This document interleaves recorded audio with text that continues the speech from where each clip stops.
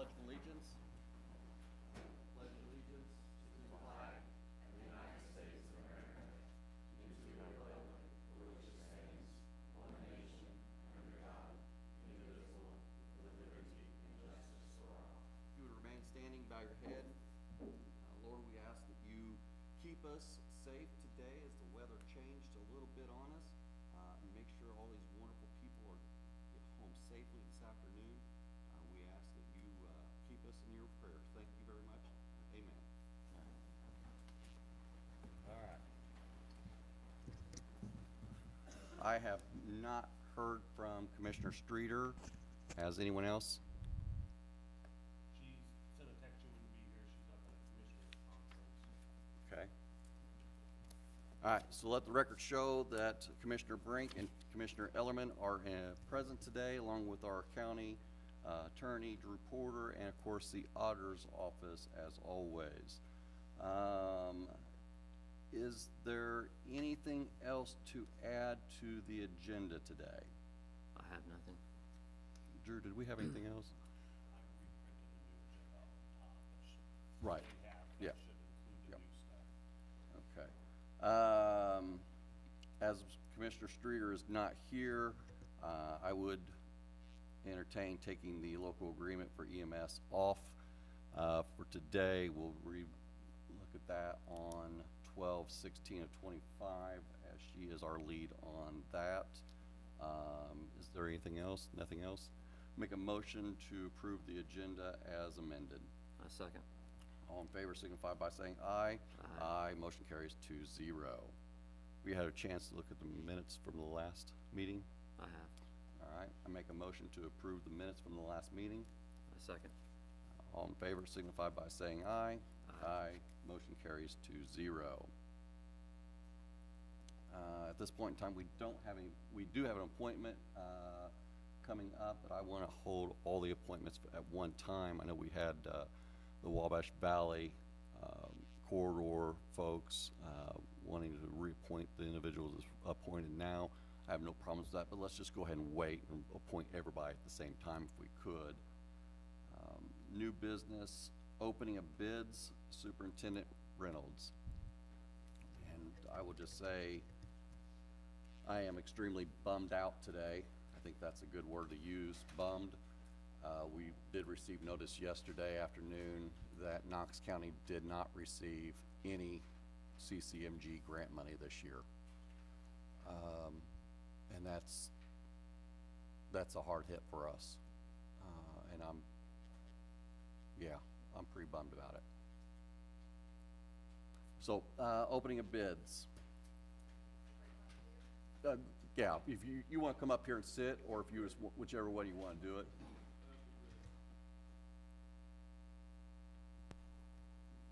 Go ahead and sit here. Let me throw my jacket over if you want. Okay, that's fine. Yep. First one we got's from Bland and Sons.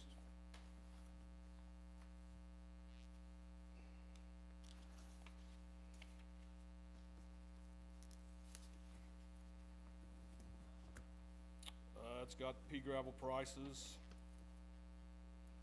Go ahead and read those. Yes, it's pea gravel is $10.50 a ton, and fill sand is $3.50 a ton. Wow, sand's gone up. To the local, and that's pickup, or that is just pickup.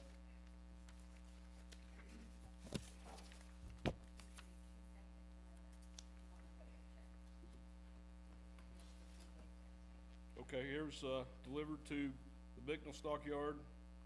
Pea gravel is $6.80 a ton. Fill sand is $9.80.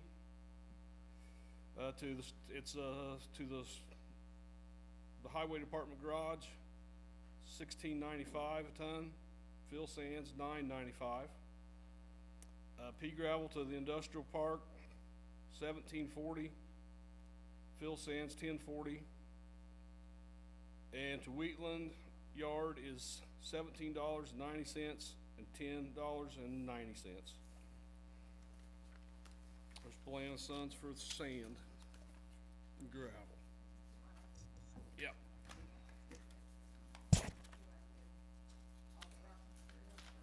That's what I was looking for, see what, this is Best One Tire, Malzers. Here's ag, here's tires, there's fuel. Yep. Here's also, probably be sand. All this is drainage. Yep, that's Okay. drainage. In years past, it was under Governor Holcomb is actually where it started from. That 10-cent extra gas that you pay, fuel tax, goes into that CCMG grant monies. And then it's a competitive grant to dole out those dollars. Last year, Knox County received 1.5 million. That was the highest that had gone up to years past. Before that, it was $1 million. And Knox County has been very, very fortunate over the years to receive the full funding each year. So that's why I said, you know, pretty down on that right now on not receiving any of those funds. And that's how we paved our roads in this county for a number of years. So, Okay, here's Rogers Sand and Gravel. The pickup is $15.50 and fill sand's $10.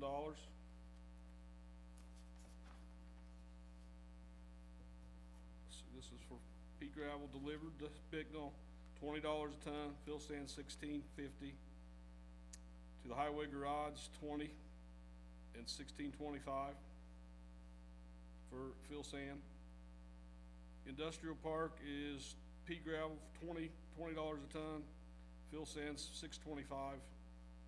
The same price as Wheatland, $20 and $16.50. Okay, here's your stone. Number 2 stone. Let me see if this is picked up. This is picked up at Mitchell crushed stone. 2s is $10.65. 5s is $13. 8s $14. 9, 15, 11's 15.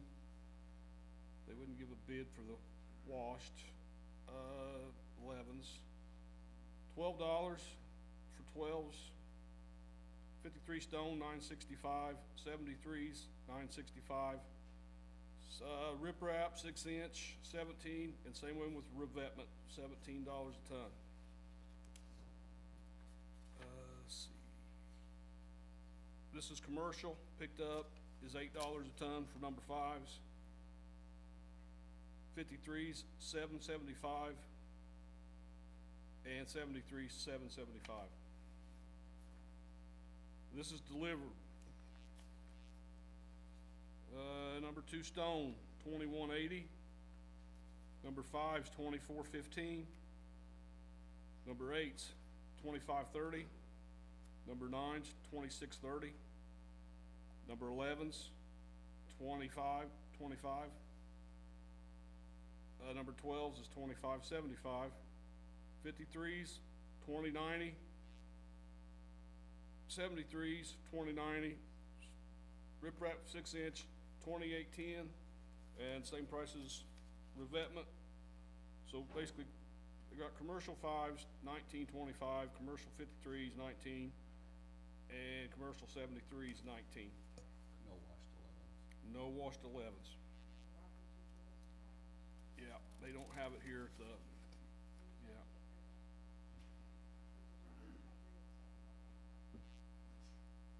This is basically the same. This is delivery to the highway garage. This is the exact same prices as before. This is delivered to industrial park. No, let's see, I thought it was delivered to, no, this is delivered to Bicknell, excuse me. The same prices are for, this is delivered to highway garage, that's delivered to industrial park, and this is the same as delivered to Wheatland. All same prices. Yes. So that's Rogers.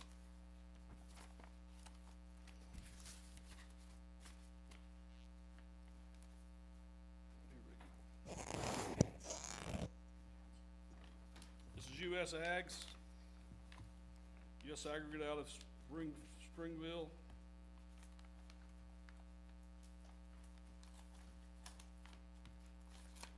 Well, they sealed that one.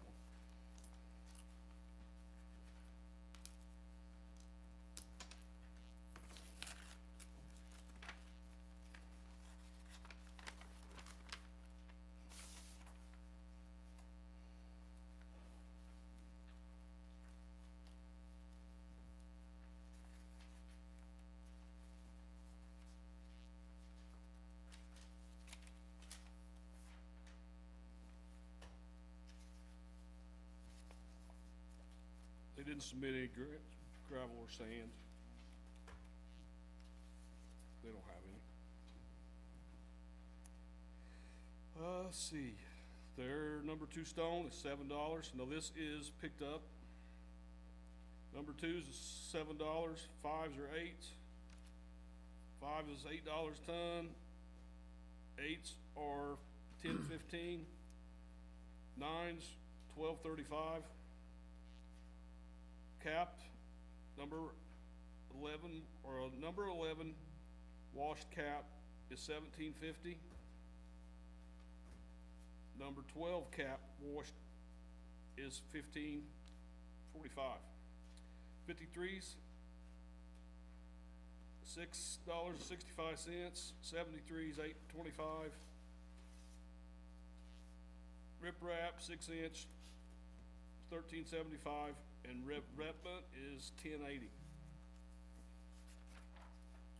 This is delivered to the Bicknell yard. Number 2s, $8.25 a ton. 5s, $19.25. 8s, $21.40. 9s, $28.75.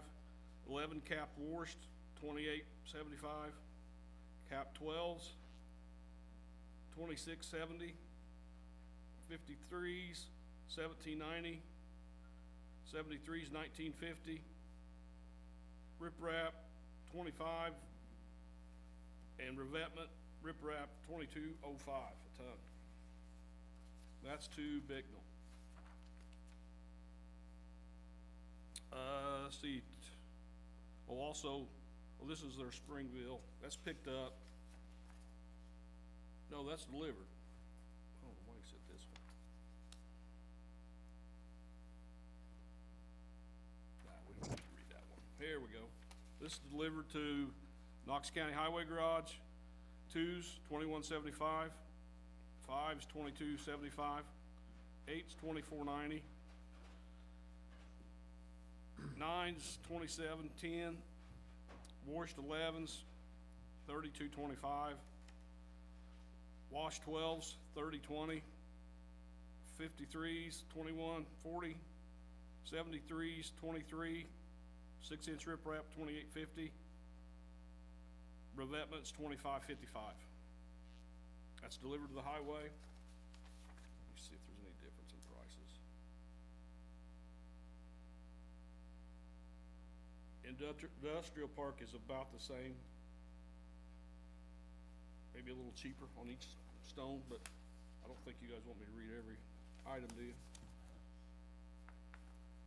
Wheatland, number 2s is $18.75, 5s $19.75, 8s $21.90, 9s $24.10, capped 11 washed 11s $29.25, number 12 cap 12s $27.20, 53s $18.40, 73s $20, 6-inch riprap $25.50, revetment $22.55. Their standard haul rates at $125 an hour now.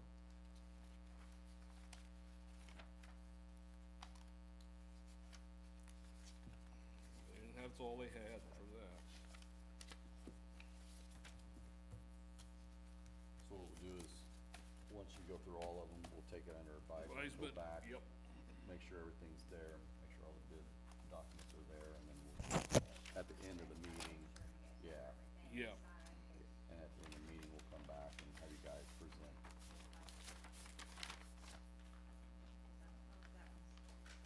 This is Mauser's. My God.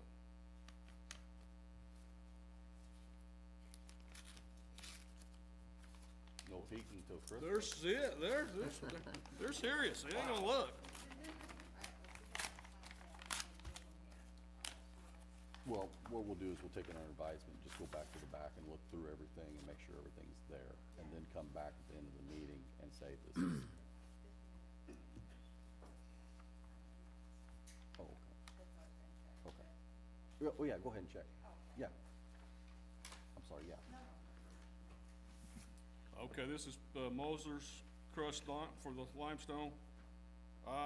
This is pickup, the nearest plant, $25.50 for 2s, 5s is $29.25, 8s $30.50, 9s $32.75, 11s $34.75. Capped washed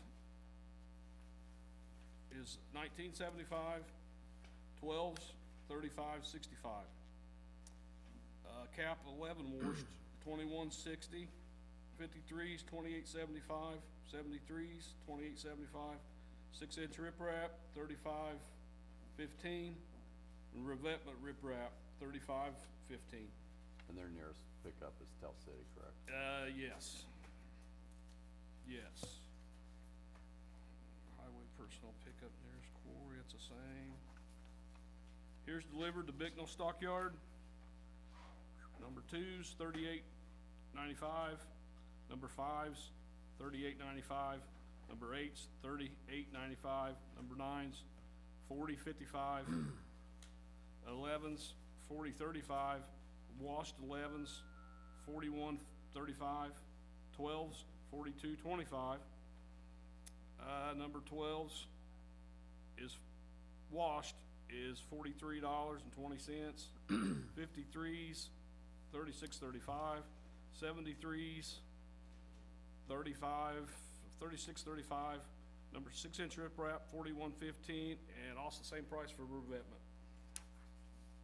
That was at Bicknell Yard. This is the highway garage. 39. Let's see. Each category is just a nickel to a dime cheaper. So that's the same way to the industrial park. Wheatland's a little cheaper. Number 2's is $36.15.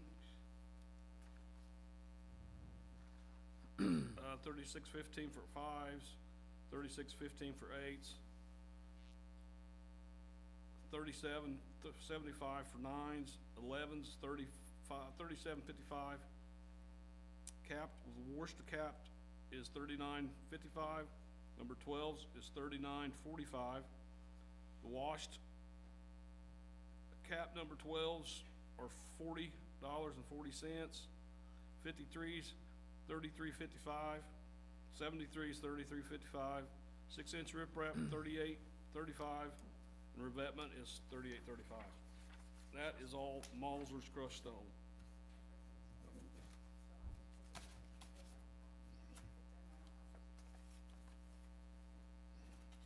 That's the stone.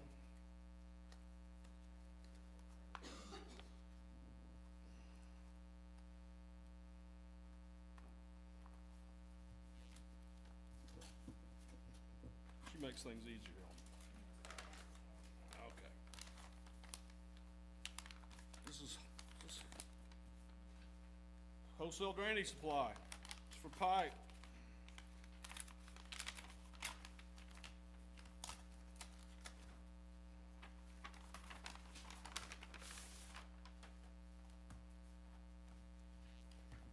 Saw wholesale in the audience a while ago. Yeah, Bert.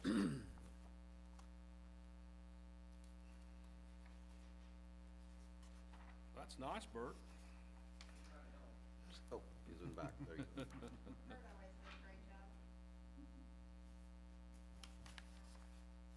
You guys want me to read all these prices, or you just wanna look at them? Just look at them when you get back to the back. Yep. and Make the decision, Okay. make sure sure all the documents are signed in there, That's all that matters to me, so, and then come yeah. back at the end of the meeting. Okay. We got wholesale, Ensure what we have.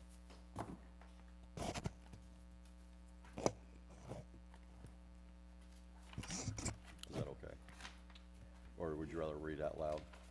For the substantial ones, I'd recommend you read out loud, or if you're gonna have a time for them to review in between the meeting, if people are here, I mean, they're public documents. Okay. They can inspect them, cause some of the bidders that are here wanna know whether they. Okay. where sure, they're at. So sure, okay, If you're gonna look at them in between, just make sure that they, public record. Yeah. you can look at it. Okay. well, there was a lot of stuff there, Andrew, and I just didn't want, Yeah, no, it's fine. but no, I'll do whatever you want.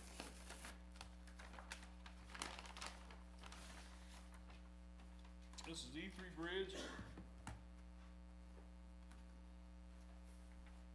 Out of Bedford.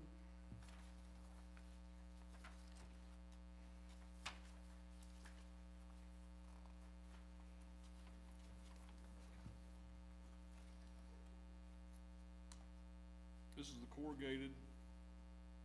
This is for the bands. This, guys, we'll just have to look at this and see, and then we can, because they've got several pipes that Okay. galvanized and, We'll have those for public record. all of them are okay, yep. Public review. What we got here? Oh, it's for- Okay, here is the tires. This is from Goodyear.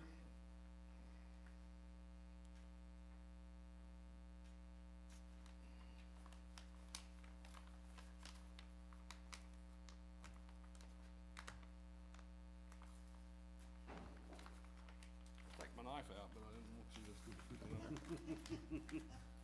I appreciate that. yeah, Had that conversation recently, yeah, a few times. Man, they got that jammed in there. Also Goodyear and, What are some of those? let's see what we got.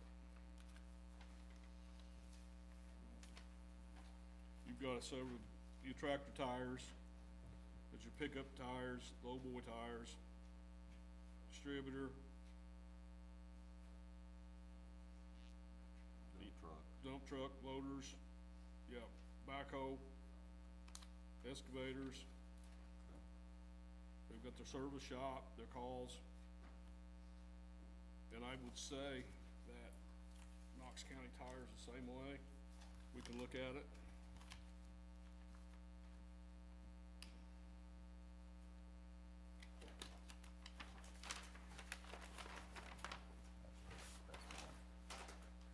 That is best one, yes.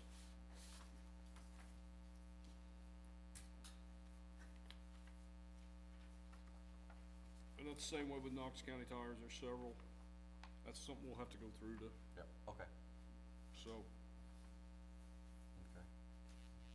yeah, we'll go through that. The prices is all there stated, so we'll see and Okay. we'll go through them. Last one.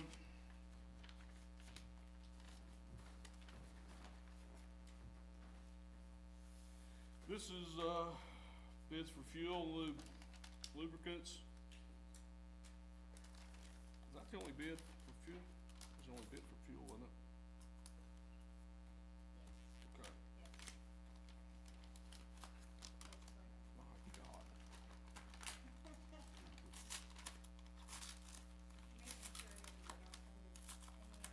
Well, everybody gonna open that, baby.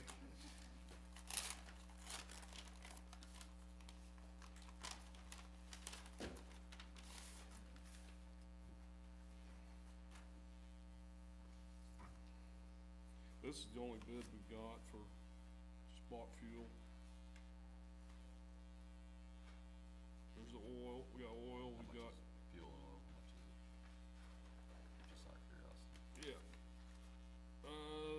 Gasoline's 207. On-road diesel, 27, or, excuse me, $2.23. And off-road diesel's $2.73, so, yeah. Okay. Put it up cheaper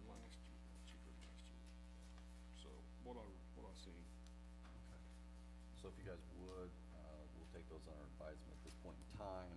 Sure. Go ahead and go back to the back and look over everything, Okay. decide which one. And then at the end of the meeting, we'll carve some time out and bring you back. Sounds great. Great, thank you, sir, We appreciate it. have one that did not send two packs back.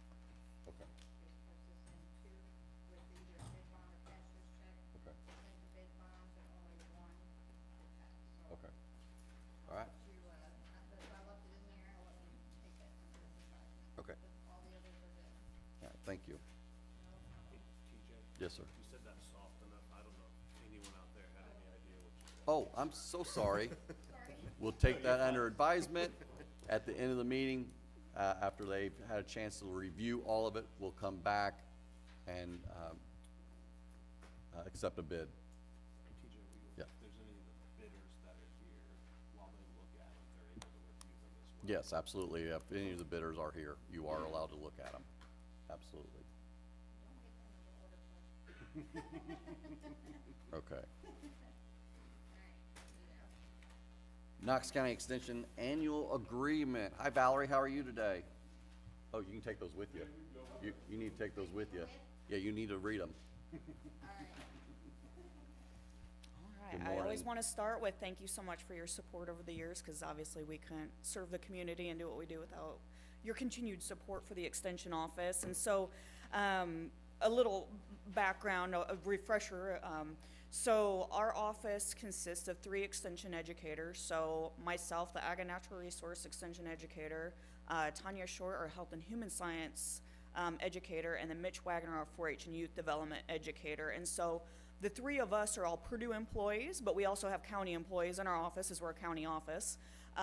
But with that being said, since there's 3 Purdue employees, we have this contractual service agreement with the county and the memorandum of understanding on kind of what services each provide every year. And so I have 2, basically I have the contracted service agreement that needs signed, as well as that memorandum of understanding that needs signed for that partnership between Purdue and the county.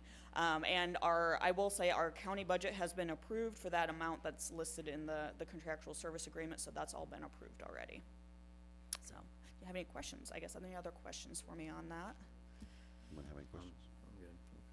Okay. If there are no questions, I make a motion to approve the annual agreement with Purdue Extension.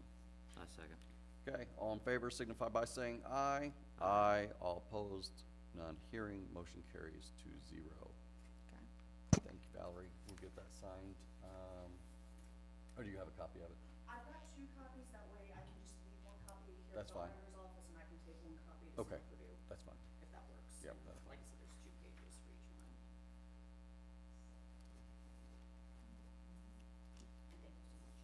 thank you so much. Okay, that'll be yours, and then we'll just put this, oh, second page, I'm sorry.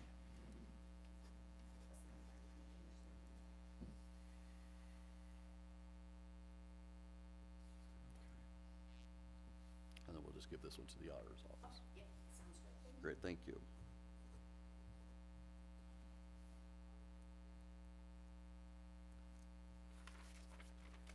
All right.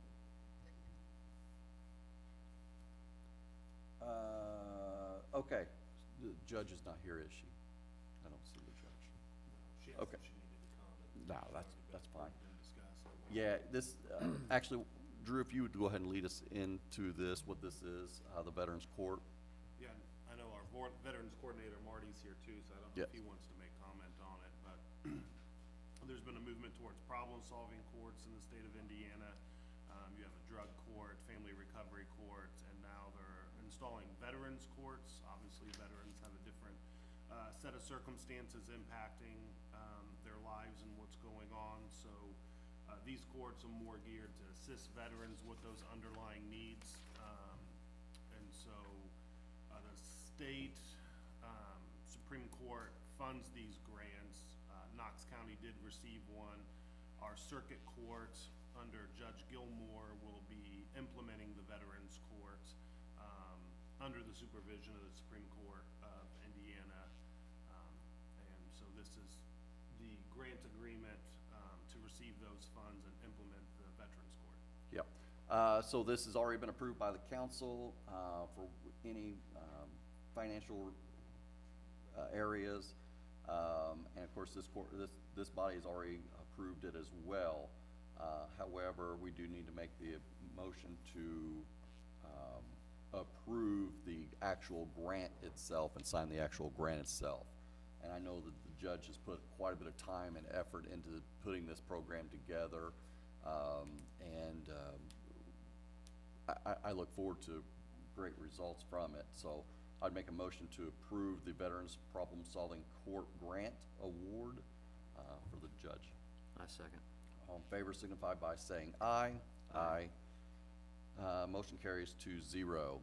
We did table the claims, agreement, or I'm sorry, not claims, but the agreement for the EMS until next meeting, which is 12/16/25. Claims, have you had an opportunity to look over the claims? I have. Make a motion to pay claims. Second. All in favor signify by saying aye. Aye. Motion carries 2-0.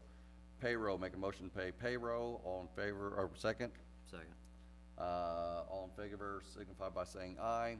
Aye. Aye. Motion carries 2-0. Recorder Hopwood. We haven't signed. Yeah, I'll get with her. She hasn't sent that to me. I don't wonder if she just She may have forgotten. forgot, so I'll Okay. remind her. Yeah, let's get that, taken care of for our next, meeting, 'cause I know that she needs to have that signed. By next year. Yeah, by the first of the year, so let's go ahead and make sure we get that taken care of. Solar ordinance 2020-2, I don't have any other comment. I know some of you folks are probably wanna make comment at the end. I do know the area plan does plan to meet on, tonight at 6 o'clock. They did move the location to the water treatment facility, which is, it's out by the pet park. Behind, what's the word I'm looking for? The reenactment area. Rendezvous area. So they did move that, make it a little bit larger location, so if anyone wants to come, they're more than welcome to come and make comment. At this point, like I said, we're not gonna take any further action as a board until we hear back from them one way or another.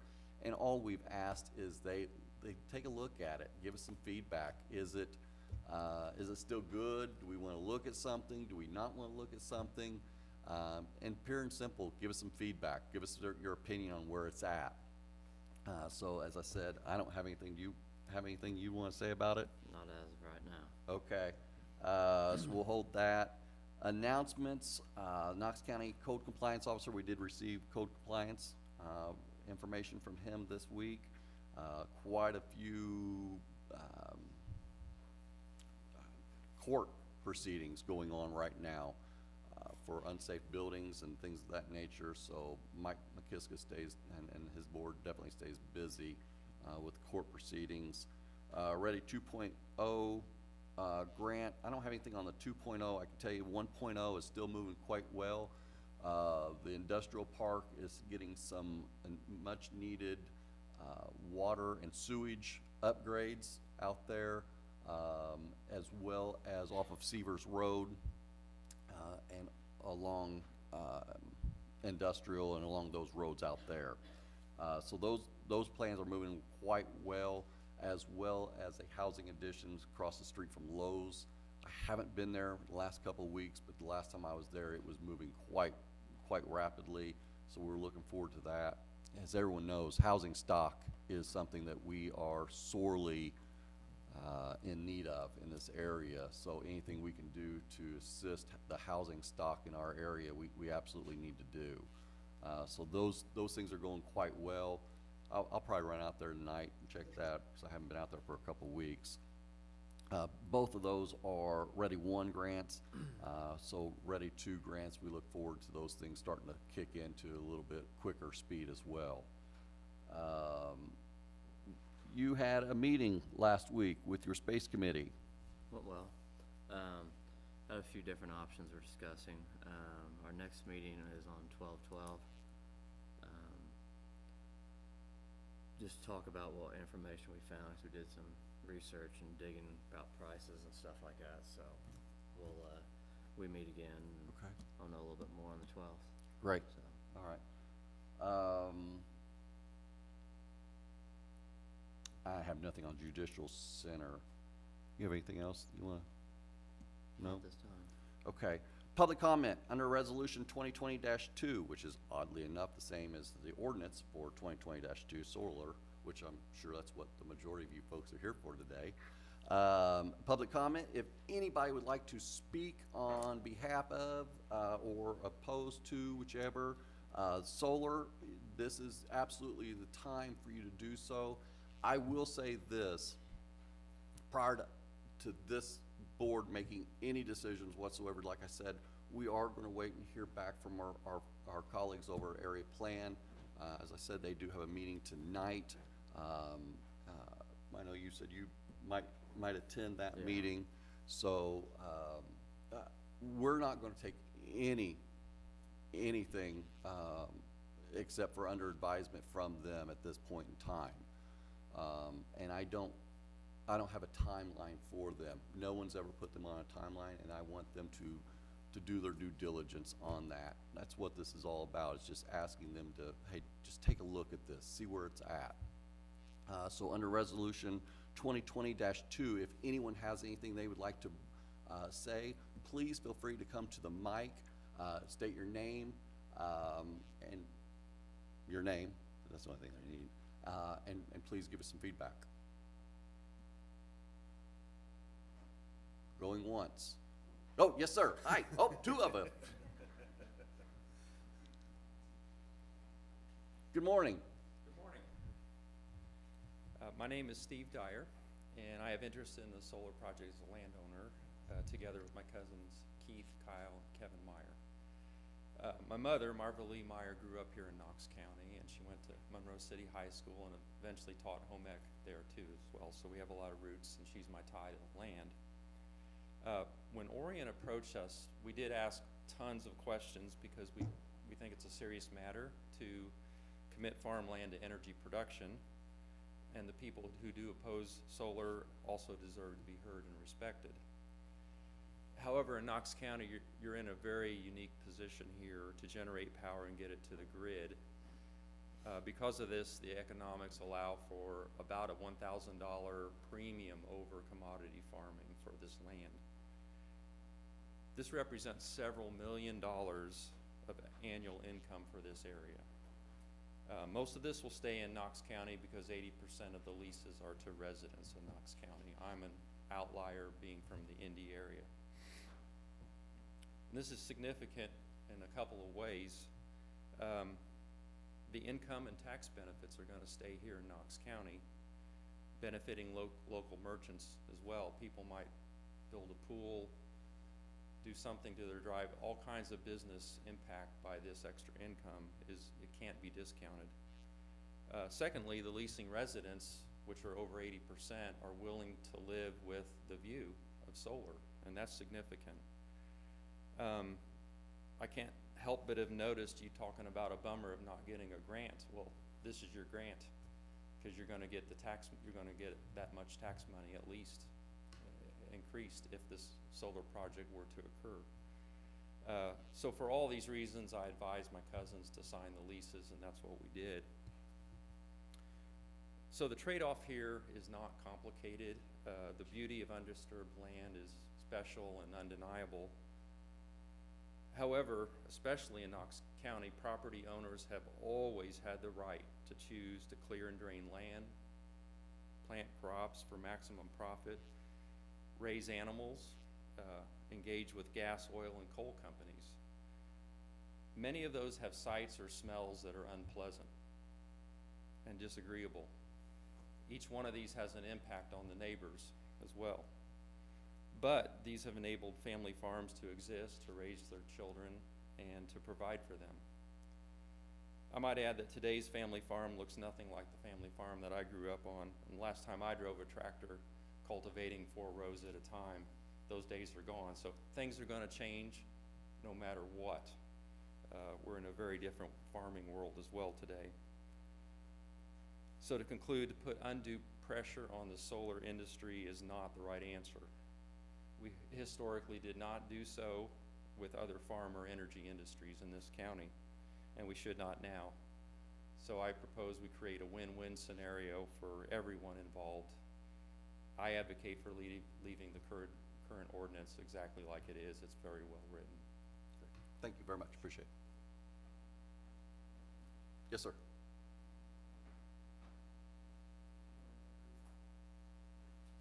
Good morning, how are you?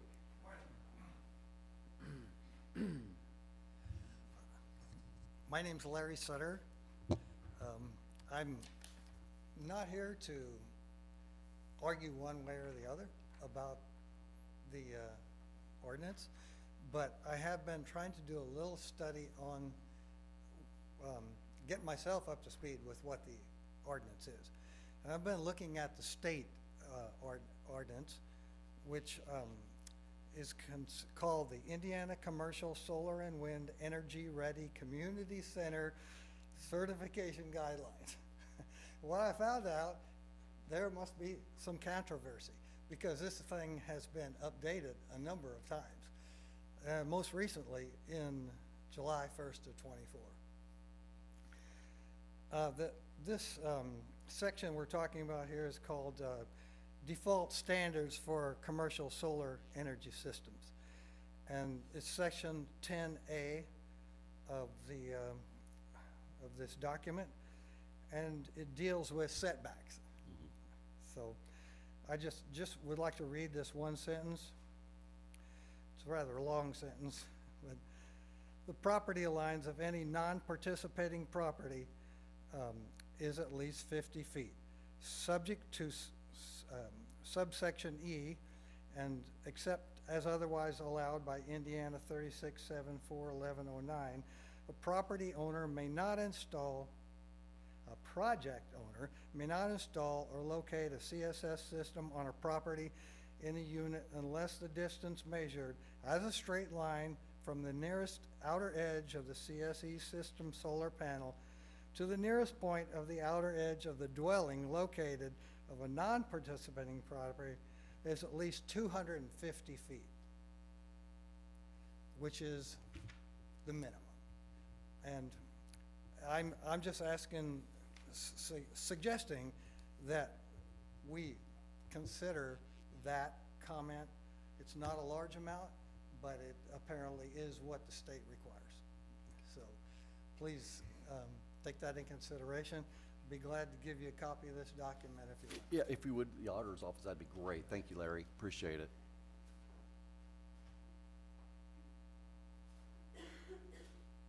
See anyone else have anything? Yes, ma'am.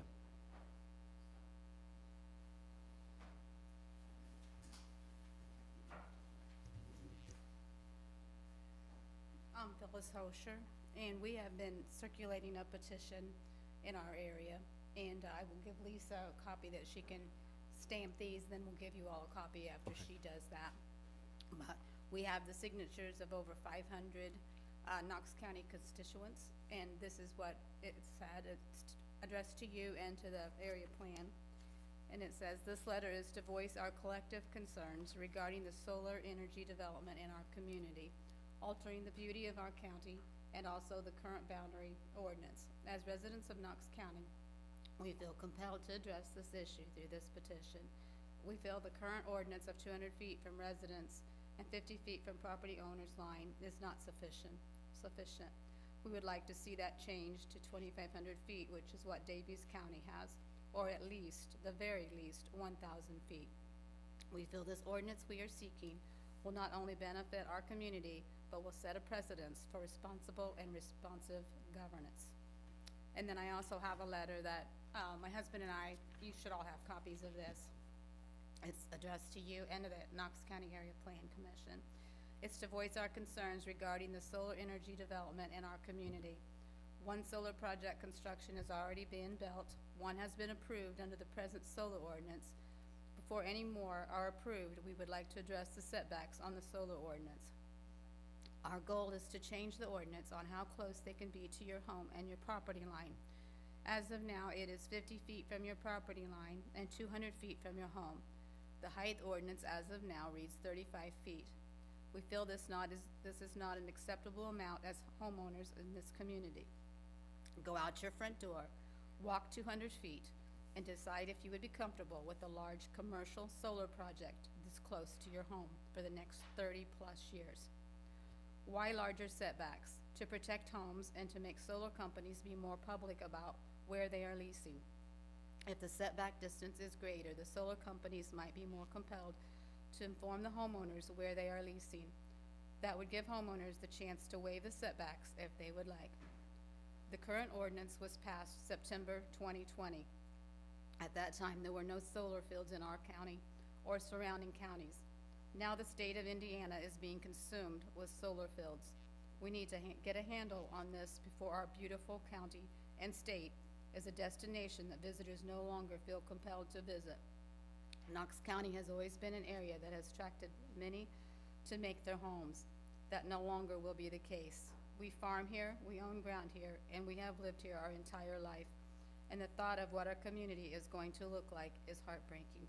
Thank you for your time, Joe and Phyllis Hosher. Thank you.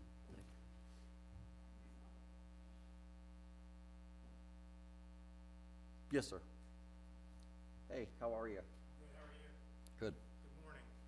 May I approach? you Yes, with a copy? absolutely, yes. Yeah, we got your email as well. Great, thank you so much. Copy for you ladies.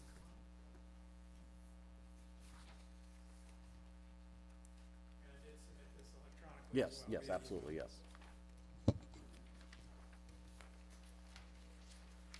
So good morning. My name's Brian Myers. I'm the manager of a farmland here located in Harrison Township. I want to continue to speak to you today on behalf of at least 22 landowners. I say at least. That's just the project with Orion that's being looked at. There's others in the county as well. To support existing and future legal solar development in Knox County. I last spoke to you at the November meeting, November 18th. Presented you with the written concerns that we had with regards to any changes to setbacks and any statements that would discourage solar on prime farm ground. Today I want to present to you kind of a visual perspective of what the existing setbacks look like that are in the ordinance. Before I do that, I just wanted to say, so last time's meeting was interesting. I want to make sure you know I desire to keep these meetings civil and rules of order. I was being spoken to. I was trying to decide how to handle that. I So, appreciate it. I continue to address the board. I'm also, I think afterwards, some felt like I didn't know that they lived next to my land. I've always known that. I don't want to use formal names up here because I don't want to really turn this into an argument amongst neighbors. So I'm trying not to make this personal. I'm trying to do this without prejudice, but I do want to uphold our property rights and our rights to prosperity. All right, so on page 3, the solar ordinance, as you know, currently defines a 200-foot residential setback, which is called a buffer zone. It's measured, as previously said, from the foundation of an existing residence to the very edge of a solar energy structure. I took the challenge of a previous speaker last time to actually go step off that distance. That's fair. Let's take that challenge and observe what kind of setback is afforded to the homeowner. As it turns out, my own home is an excellent example for this. I'm located next to neighboring farm ground, which is not ours, that has a stand of Conservation Reserve Program, CRP trees, that were actually planted after we built. I built that house thinking, now I'm gonna get a look at a field. In the end, somebody came in and put a CRP in, and I was like, well, that's their choice. So we have a CRP stand right next to us. That property line and those trees are 123 feet from our home's foundation. If solar was installed in that field, adding the ordinance defined 50 feet onto that, these trees that you're gonna see a picture of here in a minute, would say that the solar is 173 feet from our house, which is still 27 feet short of the 200. Again, I'm doing this as a visual example. To talk about the trees for a moment, those CRP trees were planted roughly 14 years ago. They're already 2 times the height of any SES fencing that you would have, because the ordinance says fence can be 6 to 8 feet tall. pine trees are thick. You can barely see through them to the second row. And this is the exact kind of stands that developers will use as screening to inhibit residential views to the SES as required by the current ordinance. So let's go to page 4. And a photo is never as good as being there. You don't get that 3D view that a human gets, but you look at this photo, so I'm standing along that property line, you got the trees to my right, our home to the left. Just to give you some perspective on sizes, that home's 2 stories. That tree right there in the middle is taller than the home.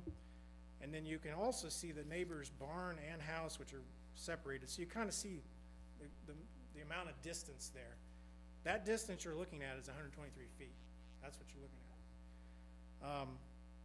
You need to give us more space, opponents have said. I'm sorry, when I look at that, I think the visual evidence to me substantiates that 200 feet, which is not even what you're seeing there, you're seeing much less than 200, was well conceived. It does provide a generous buffer zone and also provides the homeowners with peace of mind. Why does it provide them with peace of mind? Well, if you go to page 5, that's what they're going to see. They're not going to see that SES. Fine. When you're building a home, it looks terrible during construction. The solar's not going to look great during construction.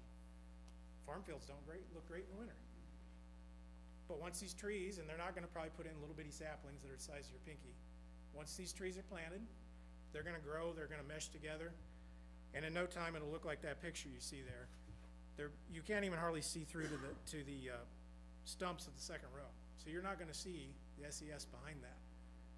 Okay, somebody will say, I'm driving down the road, I'll see those solar panels. But they're gonna work with the homeowner, they're gonna make sure that around their home, where they have to look at every day, they're not gonna see solar panels, they're gonna see trees. So, to me, the visual evidence here, oh, and I was also told last time after a meeting that I shouldn't have to look at buffer trees. Again, you're not guaranteed a certain view from somebody else's property, whether we plant corn, soybeans, melons, or trees. The visual evidence to me substantiates that if we're doing it per code, which has screening requirements in it, give it the year or two and it will look just like a CRP planting. You're gonna see trees. And I have to ask myself, would we be here today if we had decided to put CRP on our field? Would they argue with that? I don't think they would. All right, last page, page 6. I do have to address this. I want to say that many of us have grave concerns with the process here. Some of the commissioners' own statements on the 18th at the meeting confirmed that there really has been no identified problem to legitimately justify a proposed amendment. The current solar ordinance, as you know, underwent extensive public input, technical review, and careful drafting. The officials at the time spent significant time considering the appropriate balance between farmland preservation, neighbor protection, aesthetics, safety, and economic development. And I wasn't part of that, but I know it took almost a year. I've read the papers. This happens in every community. They go through this process. They go through the pain. They get it decided on what they're going to do, and they create it. An ordinance doesn't just get sent back to somebody for no reason. And the problem right now that we see is that there's no evidence that suggests the framework has failed or the circumstances have materially changed. In law, materially changed would be a nuisance or an injury has occurred to substantiate that change. Well, the projects are just now being built in the county, so nobody's been injured by a setback. There's really no reason why this should have been materially brought forward. And really for us, we're also upset that it drags us through this mud again. Pitting neighbor against neighbor, all for a change that's really not substantiated at this point. The proposed revisions, and I want to say proposed revisions because there is a draft out there. We don't know where that came from. We have an idea, but I can also say that the Area Plan Commission, when I've spoken to them, and it's actually in writing in an email, that if they were just broadly looking at this, it's interesting that they have 3 specific categories that they've been asked to look at. Setbacks, screening, and batteries, which is fine. Batteries aren't in there. We should have those in there. But it's interesting to me, this board says, we're just asking them to look it over. But yet, they've told me there's specific categories they've been asked to look at. To me, that is suggesting that a behind-the-scenes action has taken place to give them suggestions, to look at things that have not really, again, materially changed. So we believe the protections afforded by this current solar ordinance are comprehensive. As I'm sure you are aware, for the rest of our concerns here, I want you to refer to the letter that was submitted by the Landowner Retained Council that was submitted yesterday with information regarding our strong objection to how this has been handled. So in closing, we believe Knox County deserves a transparent, lawful, and evidence-based planning process. Improperly proposed changes to existing setbacks and added farmland restrictions should not be considered. Thank you.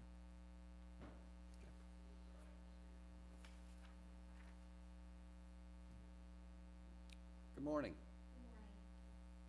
My name is Chelsea Stanley. I'm landowner retained counsel that he just referenced, so I didn't want to hide in the background. I provided a written submission for your all's consideration. I saw that going around this morning, so I do believe that you guys received it. And essentially, the informal proposal has been circulating that would effectively ban solar projects. And that would violate Indiana law, which I've set out before you all. But I wanted to come up here to kind of just let the public know and point out a provision of the Indiana Code that states it's the policy of Indiana, quote, to promote and encourage the use of solar energy systems and to remove obstacles to their use, and that it precludes a unit, which a legislative unit here, may not adopt an ordinance which has the effect of prohibiting or unreasonably restricting the use of solar energy systems. So as someone stated, it's not a requirement as to this county, it's a recommendation, if you want to call it that, of 250 feet. It is not a requirement. But then when you have other people recommending 1,000 feet, now here 2,500 feet, that would be a de facto ban. And so what the public is asking their legislature to do is to amend an ordinance in a way that would violate Indiana law, which puts you all in, a nasty predicament. So that's why I wanted to come and kind of just put the public on notice that you all are confined by certain laws that maybe they don't see. So, and that's all. I appreciate your all's time, and I guess I'll be hanging out with you all a little bit and Great. see you all later this Right. afternoon. Thank you. Thank you.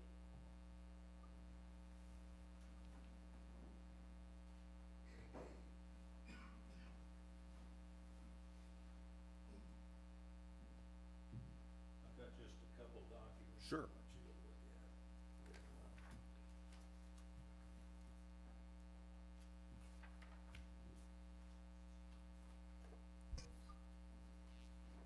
Mhm.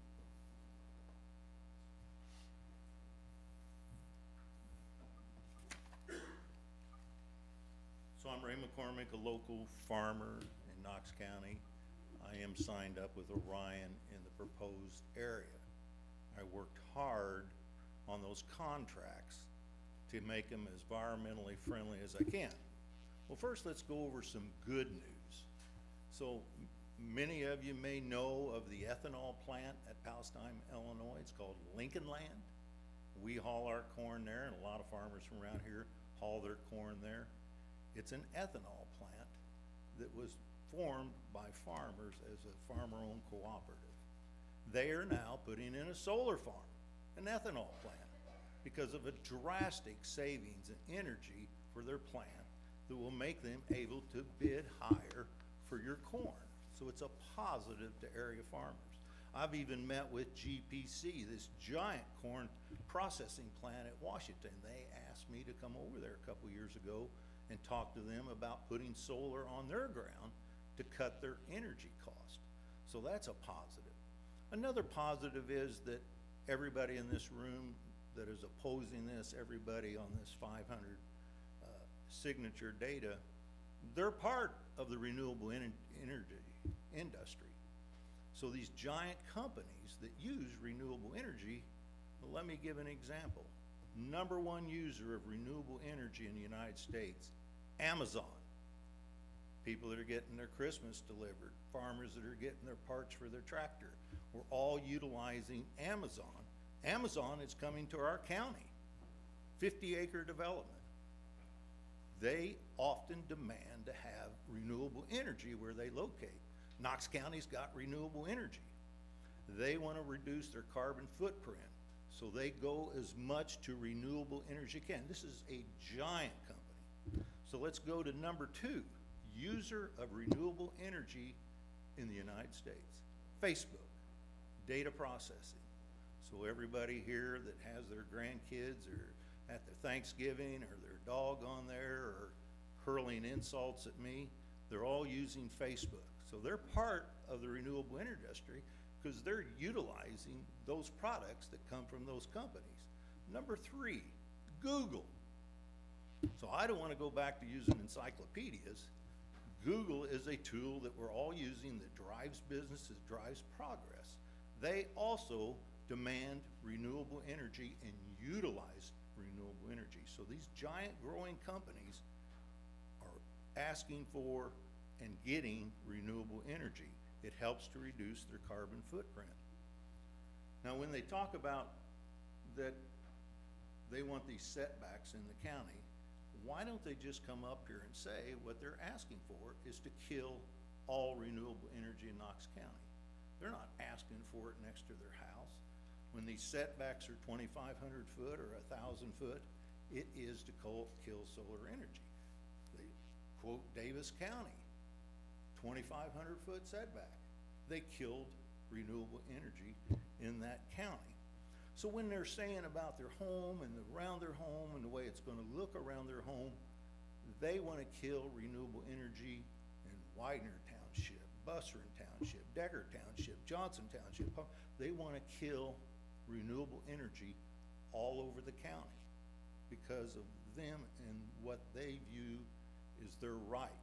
Well, they don't have a right to go all over this county and kill progress, kill the right to utilize their land for renewable energy. These are people they don't know. This is land they've never seen, but they want a county-wide ordinance that will kill the progress of all solar in Knox County. Think about that, killing it on every piece of land. So they said, don't get personal. Well, you know, when someone is trying to take away millions of dollars from me and my neighbors, that's pretty personal. And when they stand up here and say, it's because we don't want to change the landscape, that was quoted in the paper by Joe Holzer, we don't want to change the landscape of our county. We just heard Phyllis say, it's about the beautification of our county. Before you have a photograph. So last Friday, because of the complaints from their neighbors, I drove out Hickory Corner Road to where they just purchased land and have a sign that says no renewable energy. At the same time, they're clearing all the woods off the property. And you have a photograph of that. These are big trees. So you can't spend your life clearing trees off of every piece of land that you buy and then stand before us and say your goal is for the beautification of Knox County. There's nobody in Knox County that wants to see less woods, less fence rows, and less wooded streams. Nobody wants that. But they're doing that, and they'll say it's our right. We bought this land, it's our right to clear all the woods off of it. Well, don't stand up here and say you're for the beautification of Knox County. Let's take the example of my ground just down the road for them. I negotiated hard. Every acre will be shortgrass prairie, important habitat for all kinds of birds. It'll also have pollinator. This isn't on the edges, on the whole site.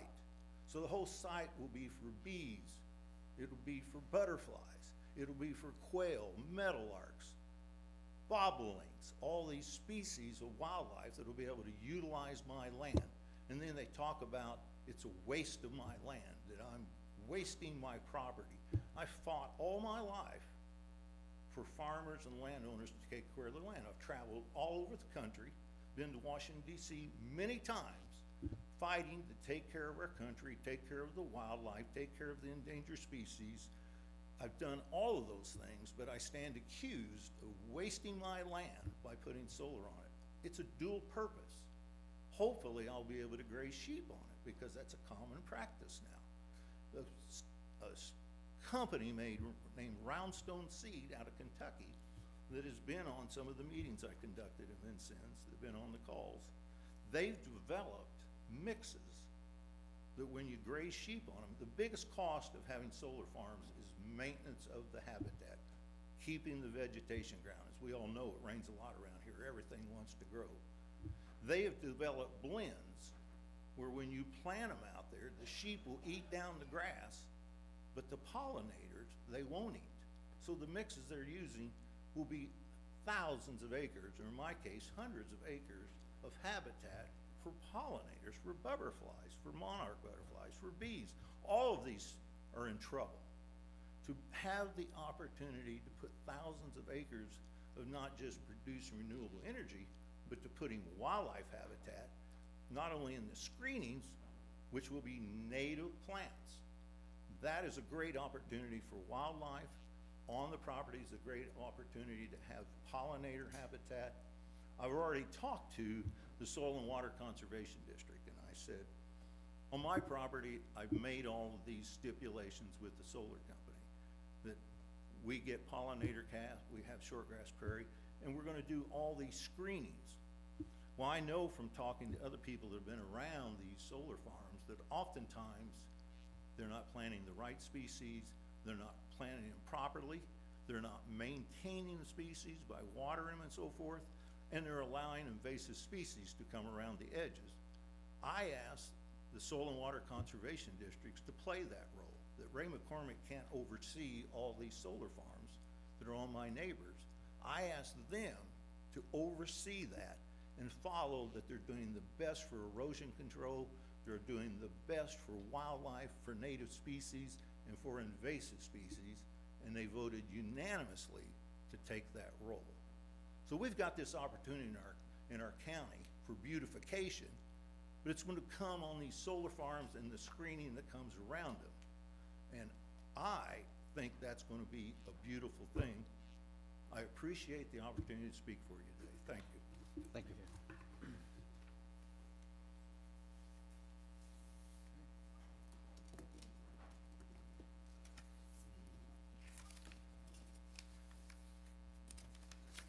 Good morning.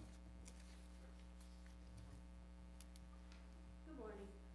I'm Cindy Gilmore. I live in Monroe City, and I have a letter here from my neighbor, Michael Thomas Meredith, that he wanted me to read, but I also challenge you to please don't try to replace the coffers of Knox County with solar monies just because of different losing different grants.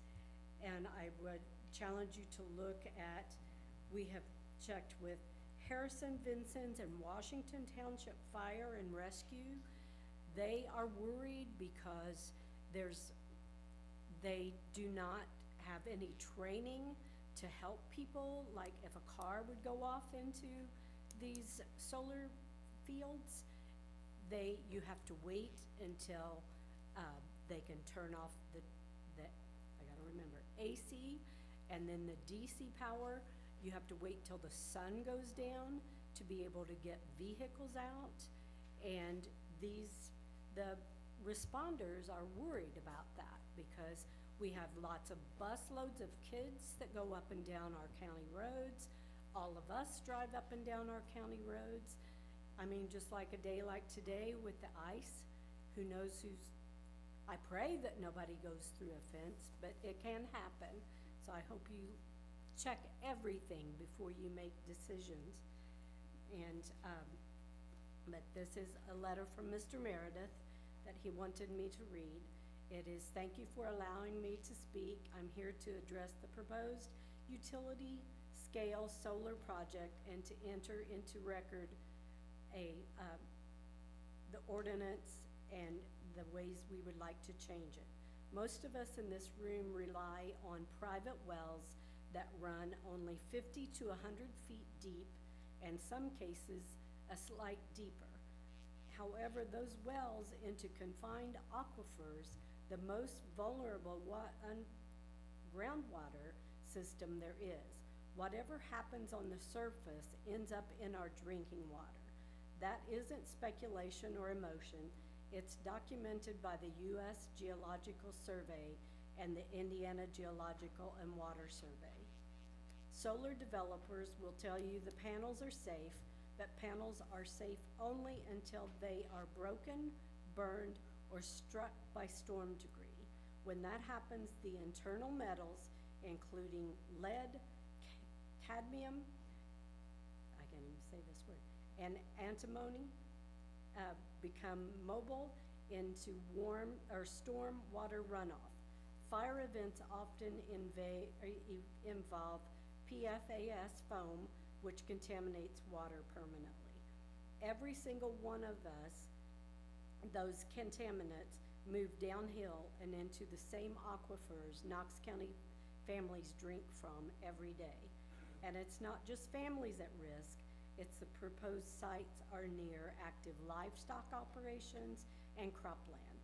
Livestock drink far more water than humans per pound of body weight, and they are the first to show contamination.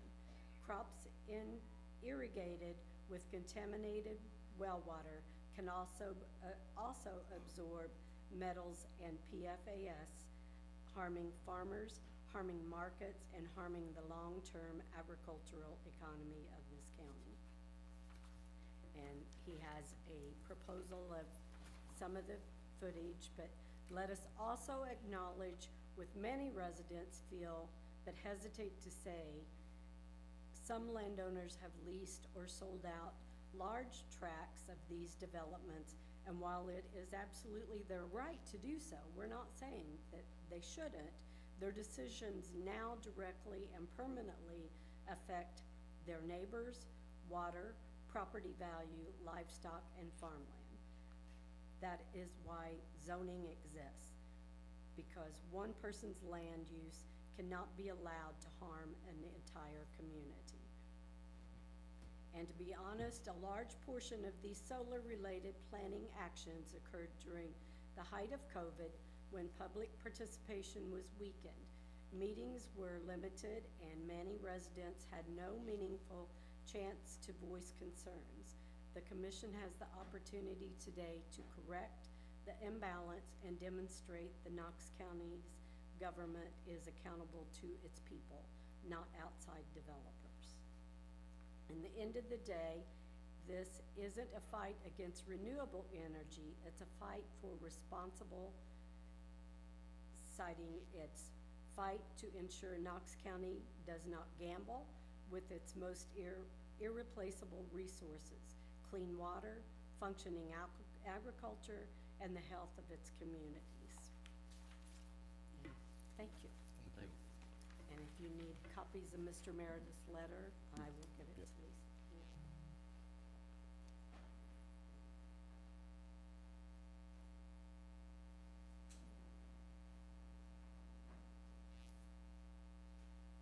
Again, Ray McCormick, Knox County farmer, and what Cindy said is the risk to groundwater.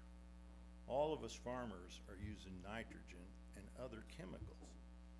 We know that nitrogen is leaking into drinking waters. It's happening in Lawrence County and so forth. Nobody here is asking for a ban on nitrogen in Knox County. So you can say in this extreme event that this could happen or that could happen. We're putting nitrogen, lots of it, on every cornfield, and it causes blue babies. It causes deformed babies. So when we start talking about what could happen if something went wrong, if our wells are contaminated with nitrogen, which we're all using on corns at a high level, that's a possibility too. So you can name these extreme circumstances, but the very things that we use as farmers have that risk also. Regarding the petition, that they've got a number of people to sign those, I started a Facebook page late last week and did videos on the positive aspects about bringing solar. I've had over 50,000 hits as of last night. So, 50,000 to 500, I'm doing pretty good on that. Thank you.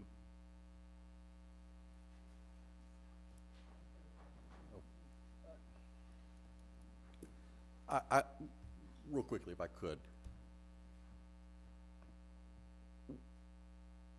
we're gonna talk about facts. This is not a fact check, situation. I ask you to, you know, if you have something to say, please feel free. But we are all neighbors. We are Knox County, and I'm gonna ask that we are respectful of one another. This is not a fact check area. This isn't CNN versus Fox or whomever. So all I'm asking is please be respectful of one another, cause we wanna hear everyone, but we're gonna do so in a positive way. Yes, sir. Hello, Brian Myers again. I struggle to set aside because I am an electrical engineer and I'm familiar with how panels are made and how they're constructed. And I know you don't want to fact check, but it is important that people understand the truth about solar panels and what is not true. If you're familiar with your windshield on your car, it has multiple layers. It has glass, plastic, things that hold it together so it doesn't shatter all over you. It also doesn't become easily penetrable because of that. Solar panels, many of them, we've got solar in our area up there that have taken softball-sized hail and they don't crack. Panels are very hard to break, and also when they do get impacted, they don't just snap off like is being discussed. The ability for what's inside that panel, which also is not a metal that's as mobile as being stated, the ability for that to even come out and get into groundwater has been disproven. Those panels do not shatter in that nature. And I just think I can't stand by when facts are not correct. Thank you. Thank you.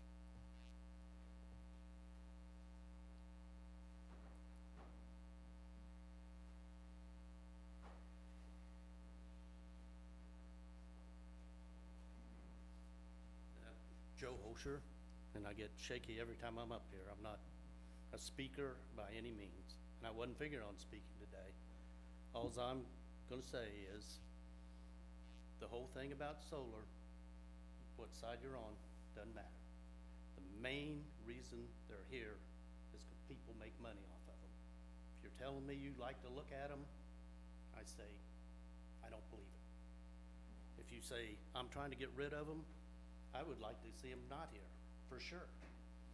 But when you go to negotiate with somebody, you don't go, it's 200. We just want 250. You go higher.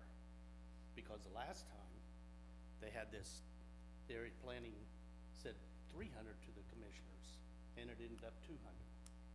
So, what we're asking for, it's way out there. But we just want something for our homes. And it's not just my home. There's 66 people that border this solar, Iona. 44 of us within 200 feet. We just want, and I know you got the right. Alls we're asking for is a little more room.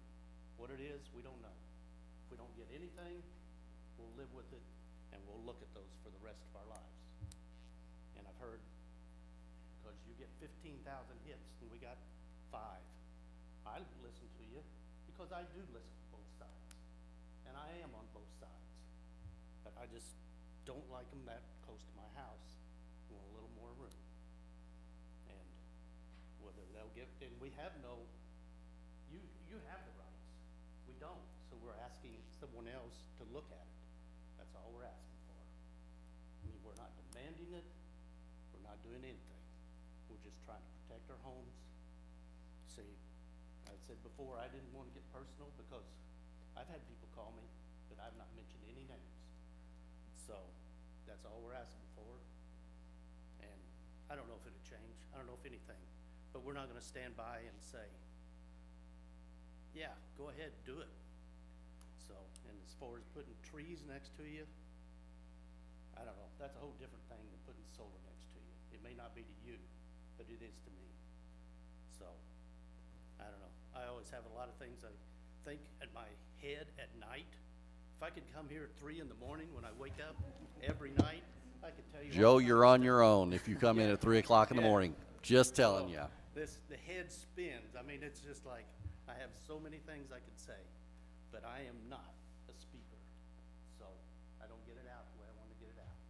So, like I said, I'm just saying, they're here, they're coming here because of money. Don't say it's any different. If you're telling us, what were you saying to us? And as far as the farmers benefiting, they are. But you look and see how many landlords are getting this money, and that's fine, that's their right. But you can't tell me when all this solar washes out, there's gonna be a lot more acres that are gonna be gone, because they're gonna be in solar. And the farmers that are farming that ground are gonna be looking for other ground.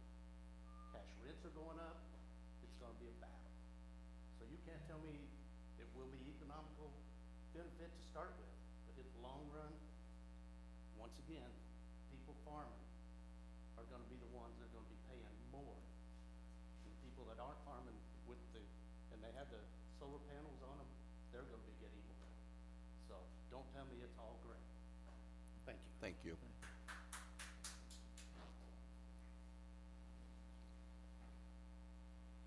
Good morning. Morning. I'm Larry Roark, and I don't have a dog in this hunt particular here, but I got a text last night. I do live in the Wheatland site. It's under construction currently. So I think I want to share some of my views on that, and yes, I'm a brother to Phyllis.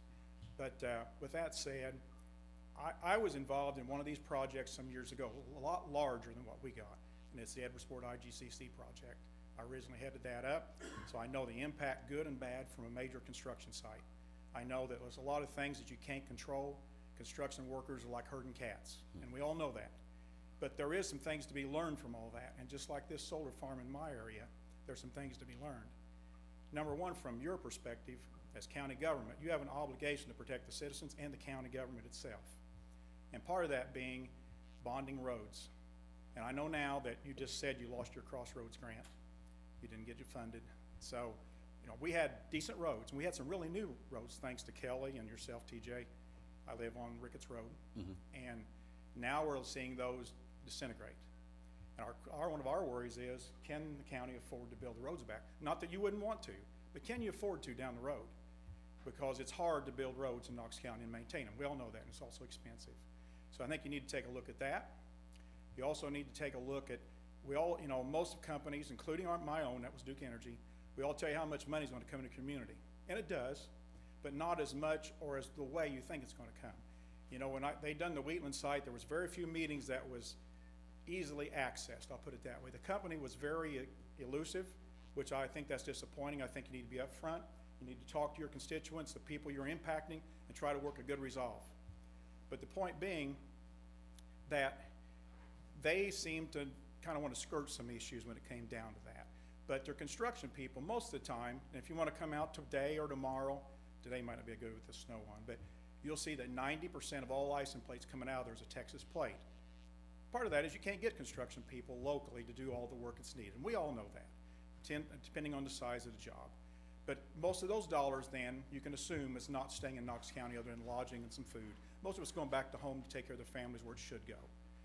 But then down the road, we always look at employment. With the IGCC, we guaranteed 90 plus to 100 people would stay employed there to get the TIF that we set up. If you may not have been involved in it at the time. In most solar farms, 5 or 6 people might be employed. They may take care of multiple sites if it's the same company. So your employment is down compared to what it should be.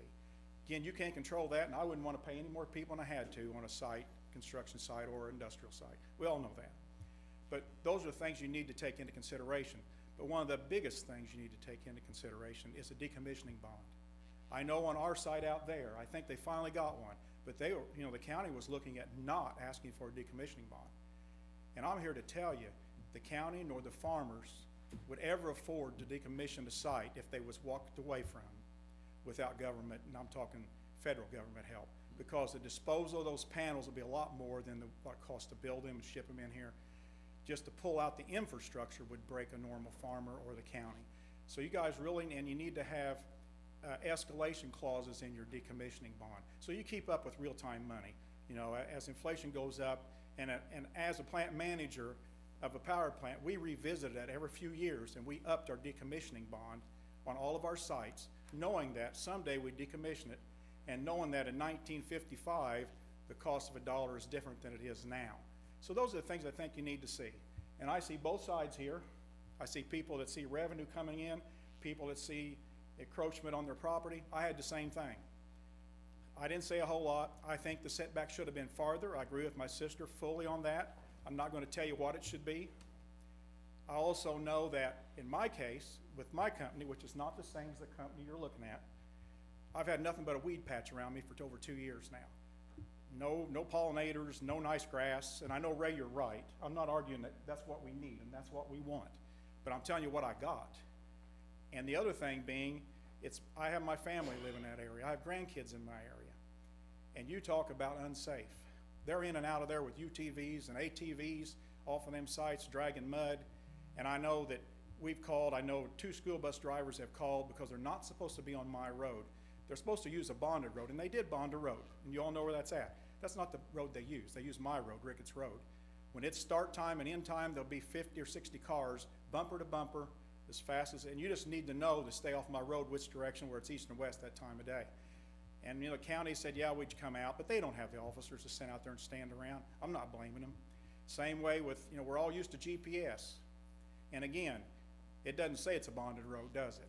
So ended up, they've taken out my corner post twice now with semis that's on a road that don't even go to the site, but their GPS said it did. So, you know, those are the things that's hard to control but needs to be controlled as if another project goes forward. And that's all I'm really here to say. Thank you. Thank you. Very much. Thank you.